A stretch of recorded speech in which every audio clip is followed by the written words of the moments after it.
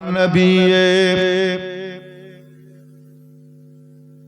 يا أيها الذين آمنوا صلوا عليه وسلموا تسليما اللهم صل على شفيعنا حبيبنا مولانا محمد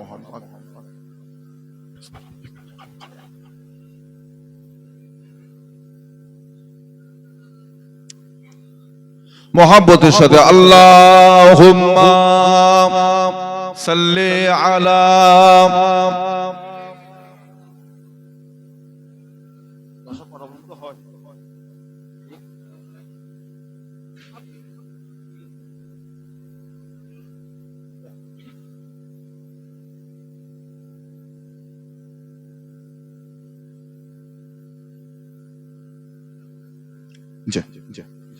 मेरे आंखों के पुतली में जलवा मोहम्मद का मेरे दिल की आईना में नक्शा है मोहम्मद का कोई जन्नत में जाएगा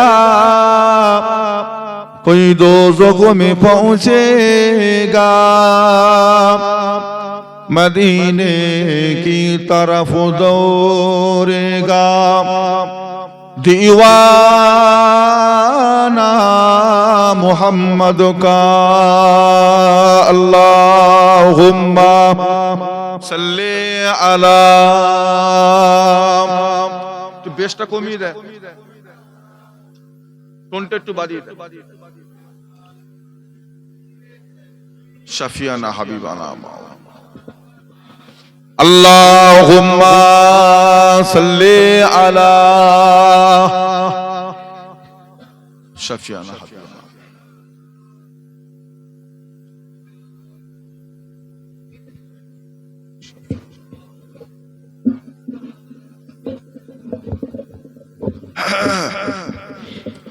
मददगार जिसी का रसूले खुदा हो उसे और हिम्मतों का परवाह क्या है मदद को चले आएंगे कमली वाला डूबते डूबते ही संभल जाएगा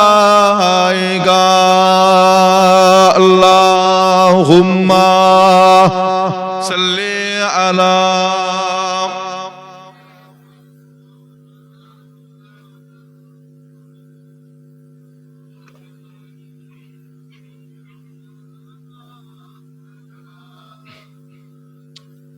मोहब्बत अल्लाहुम्मा सल्ली अला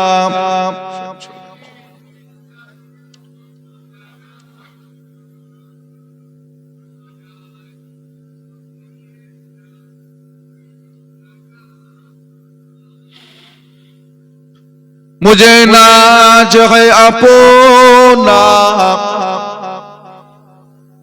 खुशकिस्मती पर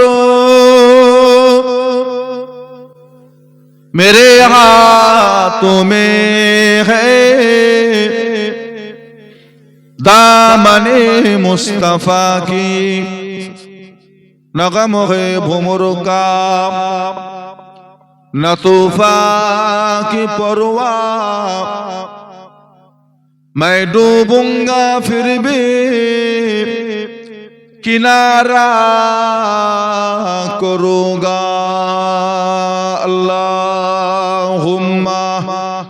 सल्ली अला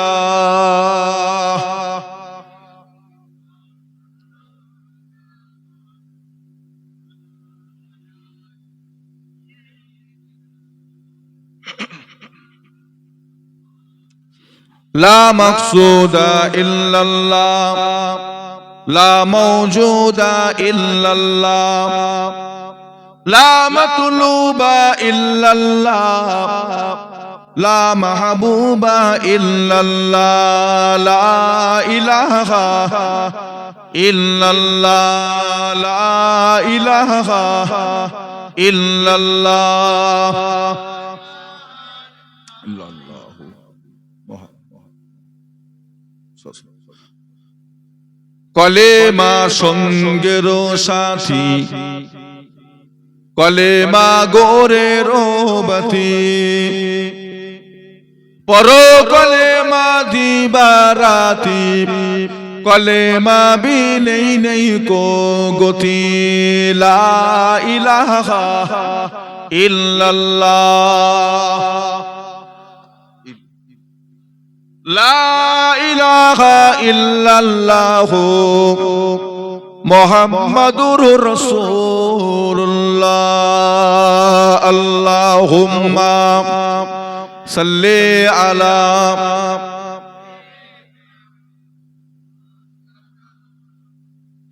ওয়ালা আলি সাইয়্যিদিনা قال الله تعالى في كلام المجيد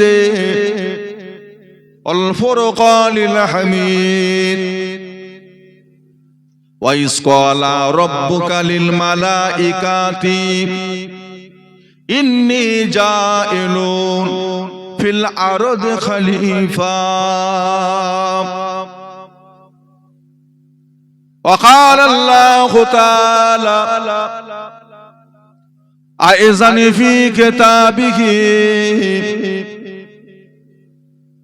يا أيها الذين آمنوا اتقوا الله حق تقاته ولا تموتن إلا وأنتم مسلمون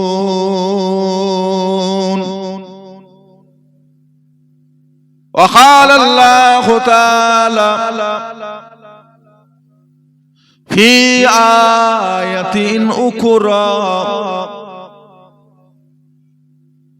ولسوف يؤتيك ربك فترضى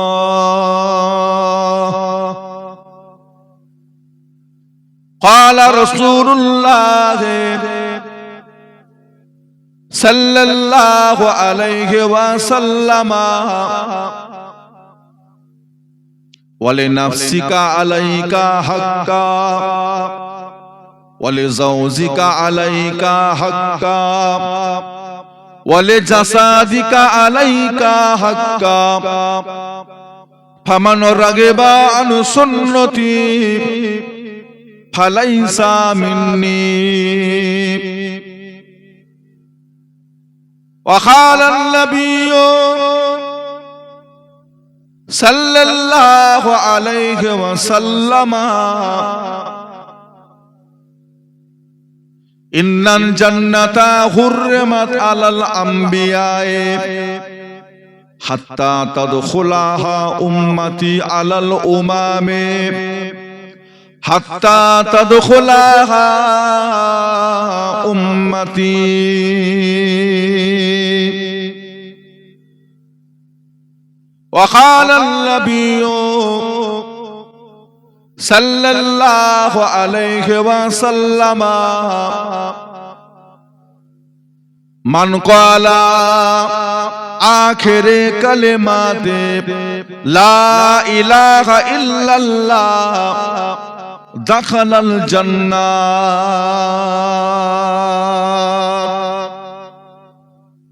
प्यारे हाजिरीन मजलिस আমার দিনদার ইমানদার নেককার আল্লাহ ওয়ালা বাবাজিরা আলেম উলামায়ে কেরাম হাফেজে কুরআন সম্মানিত আমাদের মসজিদের ইমাম সম্মানিত আমাদের মসজিদের মুয়াজ্জিন সাহেব আল্লাহ পাকের নামাজি মুসল্লি বান্দারা আজকের মাহফিলের একনিষ্ঠ খাদেম কর্মী আমার কমিটি ভাইজান গণেরা, পর্দার আড়ালে বসে থাকা পর্দা নেশিনা আমাদের মা ও বোনেরা, সমবয়স্ক আমার নওজওয়ান যুবকেরা, গ্রামবাসী, আশপাশ গ্রামবাসী, আজকের মাহফিলের আগত আমার ফুলফুরা শরীফের মুজাদ্দিদুজ্জামান কুতুবুল আলাম আমিরে শরিয়াত আলা হযরত দাদা হুজুর কিবলা রাহমাতুল্লাহ আলাইহির সিলসিলার মুরিদ মুতাকিদিন গণেরা, আল্লাহ পাকের দরবারে লাখো কোটি শুকরিয়া। আল্লাহ পাক আপনাকে আমাকে এক জায়গায় বসিয়ে একত্রিত করে আল্লাহ আল্লাহ রাসূলের দুটো কথা শুনবার মতন তৌফিক এনায়েত করেছেন। তাই আমরা সকলে মিলে আমাদের আল্লাহর শুকরিয়া আদায় করি। সকলে বলুন আলহামদুলিল্লাহ, একটু মহব্বতে আলহামদুলিল্লাহ। এই সময়টিতে আল্লাহ পাক কিছু মানুষকে রোগ দিয়ে, বিমার দিয়ে নার্সিংহোমে, হসপিটালে, বাড়িতে আল্লাহ শুইয়ে রেখেছে। কিছু মানুষ যারা শয়তানি ধোকায় পড়ে তাসের আড্ডায়, জোয়ার আড্ডায়, জেনার আড্ডায়, নোংরা জায়গাতেও কিছু মানুষ বসে আছে। আবার কতকগুলি মুসলমান বর্তমান সময়ে তারা জালেম বাদশার অত্যাচারে, জালেম নেতাদের অত্যাচারে কষ্টের ভিতরে দুনিয়াদারি করছেন। রব্বুল আলামিন আল্লাহ পাক আপনাকে আমাকে ওই সমস্ত বিপদ আপদ মুসিবত থেকে হেফাজত করে অল্প কিছু সময়ের জন্য বেহেশতের বাগান রিয়াজুল জান্নাতে নিয়ে এসেছেন। তাই আমরা সকলে মিলে আমাদের আল্লাহর শুকরিয়া আদায় করি। সকলে বলুন আলহামদুলিল্লাহ, একটু মহব্বতের সাথে আলহামদুলিল্লাহ। পবিত্র মাস, যে মাসটা আল্লাহ পাক নিয়ে এসে বসিয়েছেন, মাসটা আল্লাহ পাকের কাছে বড় পছন্দের মাস। যে মাসটাতে আমরা এসে বসেছি এটা আরবি মাসের অষ্টম মাস। মাসটার নাম হলো শাবান। যদিও 12টা মাস আল্লাহ সৃষ্টি করেছেন, তবে 12টা মাসের ভিতরে কোন কোন মাসের ইজ্জত, সম্মান, ফাজিলাত অন্য মাসের তুলনায় আল্লাহ বেশি করে দিয়েছে। যেমন সপ্তাহের ভিতরে 7টা দিন, এই 7খানা দিনের ভিতরে সবচাইতে দামি দিন কোনটা? জুমা। আল্লাহ রাসূল বলেছেন যে ব্যক্তি জুমার দিনে ইন্তেকাল করলো, ওই ব্যক্তির কবরে দেওয়া থেকে কিয়ামত পর্যন্ত আল্লাহ কবরের সমস্ত আযাব থেকে আল্লাহ তাকে নাজাত দিয়ে দিয়েছে। আমরা বসেছি পবিত্র শাবান। এর আগে আমরা যে মাসটা পার করে এসেছি সেই মাসটার নাম ছিল রজব। আল্লাহ যদি হায়াতে বরকত দেন, কিছুদিন পরে আমরা যে মাসটা পাবো সেই মাসটার নাম হলো খুশি না বেজা? বলে খুশি। আল্লাহ পাক এক মাস রোজা রাখার আল্লাহ তাআলা আমাদের সকলকে তৌফিক দেন, হায়াতে বরকত দেন, রোজার মাসে কিছু নেকি কামাবার আল্লাহ যেন তৌফিক এনায়েত করেন। বলুন আল্লাহুম্মা আমিন। রজব তাও সম্মানী মাস। আল্লাহ পাক 12টা মাসের ভিতরে 4টে মাসকে আল্লাহ হারাম করেছেন। কেন হারাম মানে নাপাক নয়, হারাম অপবিত্র না। আল্লাহর হাজী সাহেবরা হজে যায়, আল্লাহর কাবাকে রেখে যে জায়গাটায় তওয়াফ করে, তওয়াফ, ওই জায়গাটাকে কি বলে? কি বলে? মসজিদুল হারাম। ওই জায়গাটার নাম হলো হারাম শরীফ। তার মানে কি? নাপাক, অপবিত্র না। ওই জায়গাটায় আল্লাহ কিছু কাজ আমাদের জন্য নিষেধ করেছেন। যতক্ষণ একটা হাজী সাহেব ইহরাম পরা অবস্থায় থাকবে তার জন্য আল্লাহ কিছু কাজ মানা করেছে। একটা মানুষ ইহরাম পরে বিয়ে শাদী করতে পারবে না। একটা মানুষ ইহরাম পরে কোনো হালাল পশু জব করতে পারবে না। একটা মানুষ ইহরাম পরে মশা মাছি মারতে পারবে না। ওই জায়গাটায় গিয়ে দুনিয়াবি গল্প গুজব হই হই হাহা ঠাট্টা ইয়ারকি মজা আনন্দ সব করতে, এগুলো হারাম, হজের ক্ষতি হয়ে যাবে। 4 মাস আল্লাহ হারাম করেছেন, তার ভিতরে প্রথম মাসের নাম হলো মুহররম। যে মাসের চাঁদের 10 তারিখ আল্লাহ পাক এই দুনিয়াটাকে সৃষ্টি করেছেন, আবার কোন একটা সময় ওই মাসের চাঁদের 10 তারিখ আল্লাহ পাক এই দুনিয়াটাকে ফানা করে দেবেন।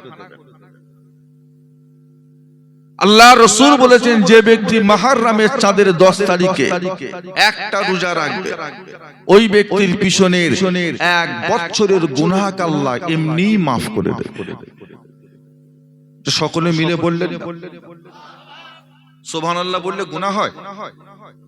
আপনারা সুবহানাল্লাহ বললে আমার নেকি হয়? চিনি খেতে গালে ব্যথা, চিনি খেতে গালে ব্যথা। চিনি কারোর অপছন্দ, মিষ্টি কারোর অপছন্দ? বলেন না। কেউ বলে আমার মিষ্টি ভালো লাগে না। আবার যাদের সুগার হয়ে গেছে ওরা দেখবেন আরো বেশি ভক্ত হয়ে গেছে চিনি খাবার, মিষ্টি খাবার। সবার পছন্দের জিনিস হলো চিনি, মিষ্টি। সুবহানাল্লাহ বললে নেকি হয়। সারাদিনে আজকে কবার পড়েছেন? মাগরিবের আগ পর্যন্ত বলতে পারবো না। এখানে বসেছেন তার ওসিলায় 2-10 বার তো বলা হলো, দেখি নেই?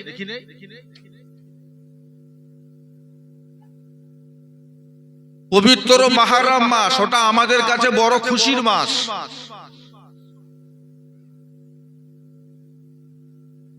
আবার অনেক মুসলমান মনে করে যে মুহররমের চাঁদের 10 তারিখে হযরত ইমাম হুসাইন রাদিয়াল্লাহু তাআলা আনহুকে শহীদ করা হয়েছে, ওই মাসটা নাকি শোকের মাস। মনে করে শোক, ছেলেপুলের বিয়ে দিতে চায় না মুহররম মাসে। বলে ইমাম হুসাইন ওই মাসে শহীদ হলো, আর ওই মাসে আমার ছেলের বিয়ে দেবো, ও সংসার ভালো হবে না। না, এইরকম নিয়ত করা, চিন্তা ভাবনা করাকে আল্লাহ নিষেধ করেছেন, হারাম করেছেন। মুসলমানদের কাছে শোক বলে কিছু নেই। বাপ মারা গেছে, দাদু মারা গেছে, নানা মারা গেছে, ছেলে মারা গেছে, মেয়ে মারা গেছে, আত্মীয় মারা গেছে, ন্যাড়া হয়ে একটা বগল কাটা গেঞ্জি পরে আর একটা লুঙ্গি পরে এখন 1 মাস ঘুরবেন? তো হাহু দেন না, চলবে? 3 দিন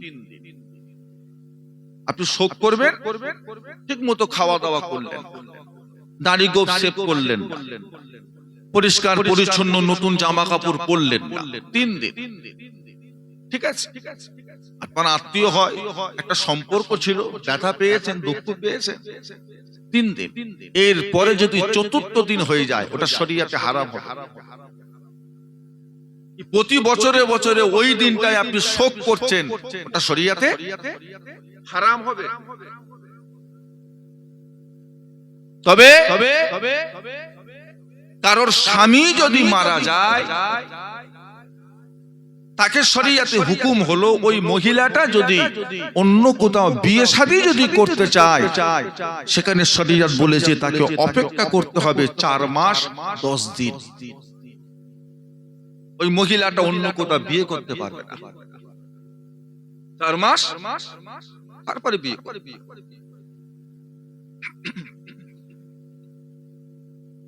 কোন স্বামী যদি তার বিবিকে তালাক দেয়, আর ওই মহিলাটা যদি অন্য কোথাও বিয়ে শাদী যদি করতে চায়, শরীয়তি মাসলা অনুযায়ী তাকে অপেক্ষা করতে হবে 3 মাস 10 দিন।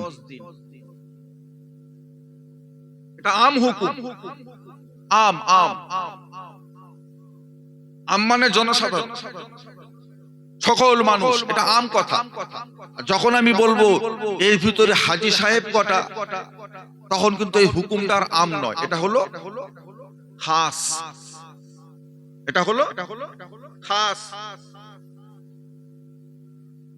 আল্লাহ আবার বলেছেন 3 মাস 10 দিন অপেক্ষা করার পর যদি দেখা যায় ওই মহিলাটা হামেলা অবস্থায় আছে, গর্ভবতী, পেটে বাচ্চা আছে, 3 মাস 10 দিন পরেও ওই মহিলার বিয়ে দিতে পারবে না, বাচ্চা প্রসব হওয়ার আগ পর্যন্ত তোমাকে অপেক্ষা করতে হবে। বাচ্চা ভূমিষ্ঠ হয়েছে, এবার আপনি বিয়ে দেন। কোন মহিলাকে পেটে বাচ্চা রাখা অবস্থায় আপনি অন্য কোথাও ওই মহিলাকে বিয়ে দিতে না পারবেন না। ঝামেলা ঝামেলা। কারণ ছেলে কানা হবে না খোঁড়া হবে, লুলা হবে না বুকা হবে, আর কি হবে না হবে। আর বাচ্চাটা হবার পরে সেই স্বামী যদি বলে এর ভরণ পোষণের দায়িত্ব আমি নিতে পারবো না, তখন কি হবে? এ বাচ্চা তো আমার নয়, আমি লোবো না। ঝামেলা ঝামেলা। বাচ্চা হয়ে যাক, বিয়ে দেন। যে বিয়ে করবে জেনে শুনেই করবে। শোক এটা মুসলমানদের জন্য না। দ্বিতীয় যে পবিত্র মাসটা আমাদের কাছে হারাম মাস, সেই মাসের নাম হলো রজব। যে মাস আল্লাহ পাক আমাদের নবীকে দাওয়াত করেছিলেন, আসমানে নিয়ে গেছিলেন, আল্লাহ পাকের দিদার দিয়েছিলেন, জান্নাত ও জাহান্নামের কিছু কিছু জায়গা আল্লাহ পাক আমার নবীকে দেখিয়েছিলেন। জোরে বলুন সুবহানাল্লাহ। অন্যান্য নবীরা কানে শুনে বিশ্বাসী, আর আমার নবী জান্নাত জাহান্নাম চোখে দেখে বিশ্বাসী। জোরে বলবেন না? চোখে দেখেছে। দুটো বিশ্বাসের পার্থক্য আছে না? না, কানে শোনা, চোখে দেখ। ওই রজবের চাঁদ আল্লাহ রাসূল যখন পেতেন, আল্লাহ নবী রজবের চাঁদ দেখে একটা দোয়া সব সময় চাইতেন, আল্লাহুম্মা বারিক লানা ফি রজব ওয়া শাবান ওয়া বাল্লিগনা রমাদান। আল্লাহ রজব মাসে আপনি বরকত দেন, শাবান মাসে আপনি বরকত দেন, আমি নবীর হায়াতটাকে আপনি রমজান পর্যন্ত পৌঁছে দেন। নবীও দোয়া চাই। কেন?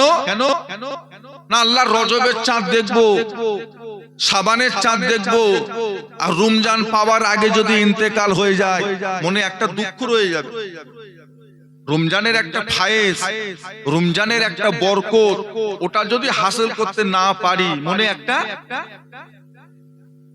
আপনাদের ভিতরে আমাদের ভিতরেই কারোর যদি রোজার 2 দিন আগে যদি ইন্তেকাল হয়ে যায়, হায়াত ফুরিয়ে যায়, মারা যায়, বাড়ির লোকেরা আফসোস করবে না করবে? আল্লাহ রোজার মাসটা আর হলো নি, রোজার মাসটা পেলে কিছু নেকি পেত, কিছু সওয়াব পেত, আব্বাটা কত শখ করছিল 1 মাস রোজা রাখবে। আল্লাহ রাসূল বলেছেন যে ব্যক্তি রোজার মাসে একটা ফরজ ইবাদত করে ওই বান্দার নামায় আমাল আল্লাহ 70টা সমতুল্য ফরজের সওয়াব আল্লাহ লিখে দেন। জোরে বলুন সুবহানাল্লাহ। নবীও দোয়া চাইতেন। কেন? না মারা গেল হয়ে গেল, আর কি হবে? আল্লাহ রাসূল বলেছেন ইজা মাতাল ইনসানু ইনকাতা আনহু আমালুহু। মানুষ যখন মারা যাবে ওই মানুষটার প্রত্যেকটা আমলের দরজাকে আল্লাহ বন্ধ। নামাজের দরজা বন্ধ, রোজার দরজা বন্ধ, হজ যাকাতের দরজা বন্ধ, জিকির ফিকিরের দরজা বন্ধ, কোরআন তেলাওয়াতের দরওয়াজা বন্ধ। এবার কবরে গিয়ে রমজান পাবেন, শাবান পাবেন, রজব পাবেন, মুহররম পাবেন, জিলকাত পাবেন, জিলহজ পাবেন, কত ভালো ভালো মাস, কত ভালো ভালো দিন পাবেন। কোন হাফেজ সাহেব কবরে গিয়ে যদি প্রত্যেকদিন 1 খতম করে কোরআন শরীফ পড়ে, তারপরও কিন্তু আর একটা নেকি পাবে না। সেই খাতা কিয়ামতের দিন আল্লাহ একটা বান্দাকেও তুলে জিজ্ঞাসা করবেন না, এই তুমি তো কবরে 200 বছর ছিলে, 500 বছর ছিলে, 1000 বছর ছিলে, কি নেকি করেছো দাও। এই প্রশ্ন আল্লাহ কিয়ামতে করবেন। কবরের জিন্দেগির কোনো দাম নেই, ওটা বেকার। দুনিয়া জিন্দেগিতে আপনার মরণের আগের ওয়াক্তের নামাজটাও যদি আপনার কাজা রয়ে যায়, আদায় করতে যদি না পারি, এই হিসেবটা আল্লাহ কিয়ামতে নেবেন না নেবেন না? কি বলছেন আপনারা? ছাড়বেন। কেন করলেন? তুই তো মাগরিব বেলা মরিস, তোর আসর কাজা কেন? কি করলি? জবাব, বড় আশা করে আল্লাহ বানিয়েছে, বড় আশা করে আল্লাহ দুনিয়ার বুকে পাঠিয়েছে। একটা মনে আশা, যে যেটাই তৈরি করে একটা আশা নিয়ে তৈরি করে। যে যেটা বানিয়েছে তার মনে একটা উদ্দেশ্য নিয়ে বানিয়েছে। এই যে মাইক্রোফোনটাই আমি কথা বলছি, আমি জানি না এটা কে বানিয়েছে, কে এটা তৈরি করেছে আমি জানি না। যিনি তৈরি করেছেন এই জিনিসটা, তার তৈরির পিছনে তার একটা উদ্দেশ্য ছিল না ছিল? এই চশমাটা যিনি বানিয়েছে এমনি বানালো না, তার একটা উদ্দেশ্য ছিল? উদ্দেশ্য ছিল, চিনি না। তবে আমাদের বিবেক বলছে এই চশমাটা এমনি এমনি হয়নি, এটা কেউ, এর কারিগর একজন আছে। প্রত্যেকের পকেটে মোবাইল ফোন, কেউ বানিয়েছে? এমনি হয়, কেউ তৈরি করেছে। মাইক্রোফোনটা একজন একটা উদ্দেশ্য নিয়ে বানালো, মোবাইল ফোনটা একজন একটা উদ্দেশ্য নিয়ে বানালো, চশমাটা একজন একটা উদ্দেশ্য নিয়ে বানানো। আমাদের যিনি বানিয়েছেন তেনারও একটা উদ্দেশ্য আছে না? কি বলছেন এমনি আল্লাহর একটা উদ্দেশ্য আছে। একটা জিনিস আল্লাহ বাড়তি দেন, হাত বলেন, চোখ বলেন, কান বলেন, মাথা বলেন, পা বলেন, একটা জিনিস আপনি দেখাতে পারবেন না যে হুজুর এটার কোনো প্রয়োজন ছিল না, আল্লাহ খামোখাই দিয়েছে। হুজুর এই আঙুলটার কোনো দরকার ছিল না, আল্লাহ বেকার বেকার দিয়ে বইতে দিয়েছে। দেখাতে পারবেন একটা জিনিস? না। আজকে যদি আপনার একটা জিনিস যদি নষ্ট হয়ে যায়, খোদা না করে, আজকের পর থেকে সামনের জিন্দেগিটা চলাফেরা করাটা আমাদের জন্য সহজ থাকবে না কঠিন হয়ে যাবে? বড় কঠিন। একটা পা যদি আল্লাহ নষ্ট করে দেয়, একটা চোখ যদি আল্লাহ নষ্ট করে দেয়, একটা কিডনি যদি আল্লাহ নষ্ট করে দেয়, আর স্বাভাবিক জীবন থাকবে? পারবো না। একটা উদ্দেশ্য নিয়ে বানিয়েছে। এত দামি দামি জিনিস, এত দামি দামি জিনিস, একটা জিনিস যদি নষ্ট হয়ে যায় তামাম পৃথিবী বিক্রি করে ফেললো। এই রকম জিনিস আপনি আর একটা জোগাড় করে দেখাতে পারবেন না। আপনি কি ভাবছেন একটা চশমা তৈরি করা কঠিন কাজ, না আপনার চোখের মণি তৈরি করাটা কঠিন কাজ? কোনটা সূক্ষ্ম জিনিস, চোখের মণি না চশমা? আল্লাহ বানিয়েছে এমনি না একটা উদ্দেশ্য নিয়ে? আমরা চিন্তা করব না সে আল্লাহর উদ্দেশ্যটা কি, কেন দিয়েছে আল্লাহ? এর জন্য কি আমাদের জবাব দিতে হবে না? সে আল্লাহ পাকের দরবারে গিয়ে আপনাকে আমাকে জানাতে হবে না? তো আমি এত কিছু দিয়েছি, তোকে তো আমি কিছু অভাব দিই, সব দিয়েছি, তুই আমার হয়ে কি করেছিস? আমার জন্য আমার হুকুম তুই কতটা মেনে চলেছিস?